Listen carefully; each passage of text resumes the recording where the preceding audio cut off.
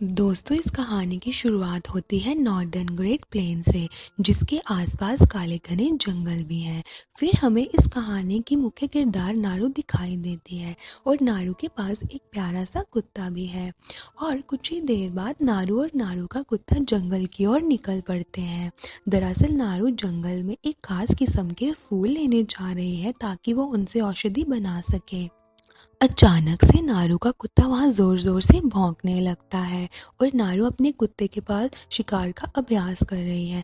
दरअसल नारू को शिकार करने का बहुत ही शौक होता है और थोड़ी ही देर में उनको वहाँ पे एक हिरन दिखाई देता है और नारू हिरन के पीछे भागती है ताकि वो हिरन का शिकार कर सके, लेकिन वो हिरन वहाँ से भाग जाता है।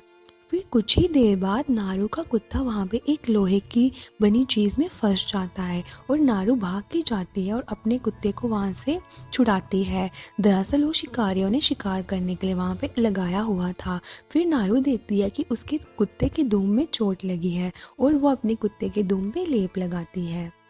कुछ ही देर बाद उन्हें वहाँ आसमान से ज़ोर ज़ोर से आवाज़ें आने लगती हैं। जैसे ही वो जाते हैं वो देखते हैं कि आसमान में कोई चमकती हुई चीज़ है और नारू को लगता है कि वो एक बड़ा सा परिंदा है। और नारू जैसे ही जंगलों से वापस आती है वो अपने भाई के पास जाती है। नारू अपने भाई से बातें कर रही होती है। फिर वो अपने भाई को बोलती है कि आज उसने जंगल में आसमान में एक बड़ा सा परिंदा देखा है और वो जल्दी ही उस परिंदे का शिकार करेगी। फिर नारू अपनी माँ के पास जाती है। नारू अपनी माँ से बातें कर रही होती है। नारू की माँ नारू से पूछती है कि उसको शिकार करने का इतना शौक क्यों है। नारू अपनी माँ को बताती है कि कोई भी उस पर विश्वास नहीं करता है कि वो भी एक अच्छी शिकारी है, इसलिए उसको शिकार करने का इतना शौक है। और फिर से थोड़ी ही देर बाद हमें आसमान में फिर से चमकती हुई चीज़ दिखाई देती है और नारू की माँ नारू को एक खास किस्म के फूल लाने जंगल में भेजती है ताकि वो अपनी औषधि बना सके। थोड़ी ही देर बाद जंगल में चलते चलते नारू को नारू का भाई और उसके शिकारी दोस्त मिलते हैं और वो नारू को बताते हैं कि दरअसल वो अपने एक शिकारी दोस्त को ढूंढ रहे हैं जो कि शेर का शिकार करने के लिए निकला था। वहीं दूसरी ओर हमें एक सांप दिखाई देता है और जैसे ही वो सांप अपना शिकार कर रहा होता है, अचानक से कोई चीज़ आती है और सांप पे पीछे से वार कर देती है और उस सांप की वहीं पे मौत हो जाती है। और वहीं नारू और उसके शिकारी दोस्त अपने दोस्त को ढूंढ रहे होते हैं। थोड़ी ही दूरी पे जाके उनको उनका दोस्त मिल जाता है। पहले तो लगता है कि उनको दोस्त की मौत हो गई है, लेकिन जैसे ही वो उसके पास जाते हैं वो देखते हैं कि उनका दोस्त जिंदा होता है। फिर नारू उस पे लेप लगाती है। फिर वो उसको एक लकड़ी से बनी चीज़ में वापस लेके जाते हैं। रास्ते में चलते चलते नारू की नज़र सांप पे पड़ती है और उसको शक होता है कि यहाँ जंगल में शेर के अलावा कोई और जानवर भी है।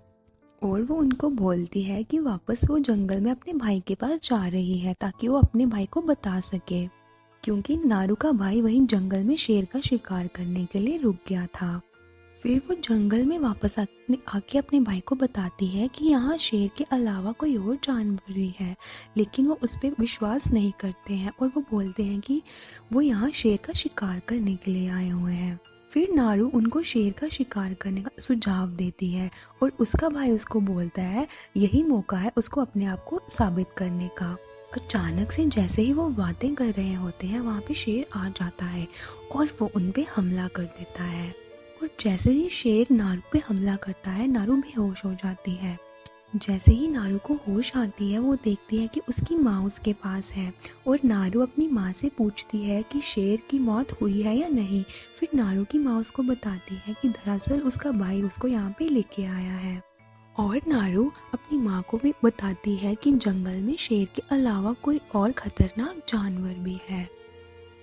जैसे ही वो लोग बातें कर रहे होते हैं वैसे ही नारू का भाई जंगल से वापस आ जाता है और उसने शेर का शिकार कर लिया होता है।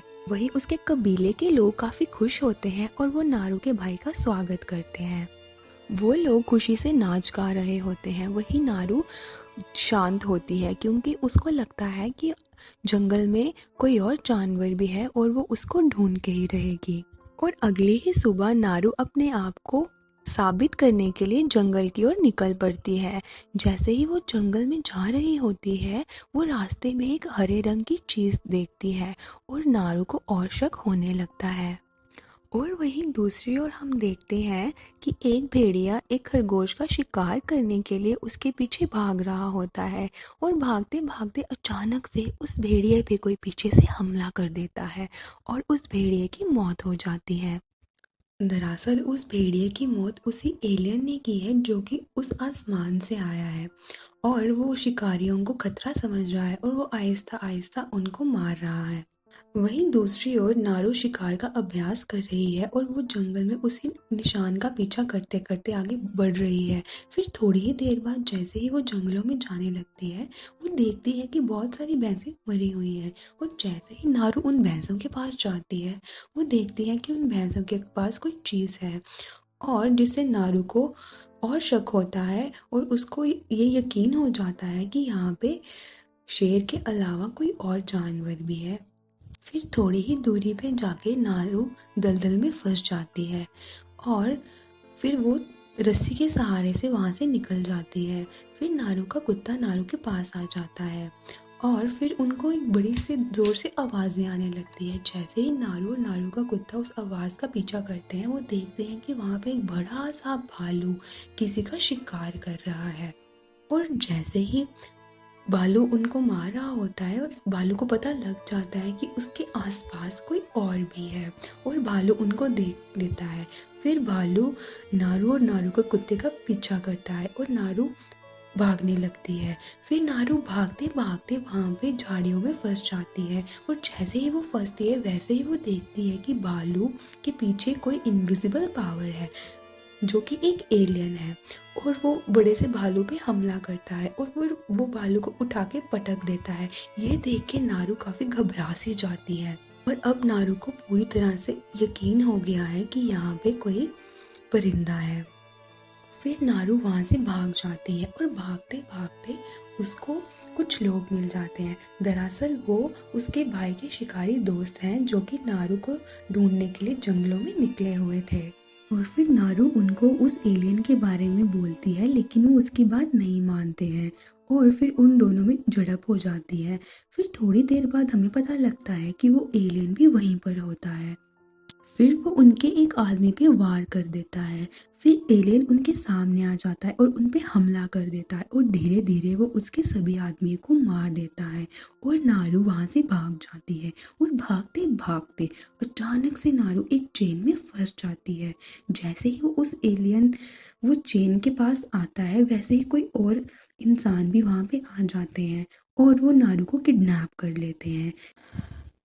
जैसे ही नारू को होश आती है, नारू देखती है कि वो किसी और जगह पे है और उन लोगों ने उसे किडनैप किया होता है और वो लोग नारू से उस एलियन के बारे में पूछ रहे होते हैं। दरअसल वो भी उस एलियन की तलाश में होते हैं और उनको लगता है कि वो एलियन एक शिकारी है और वो एक ताकतवर जानवर की तलाश में है और नारू का भाई भी वहाँ पे थोड़ी देर में आ जाता है।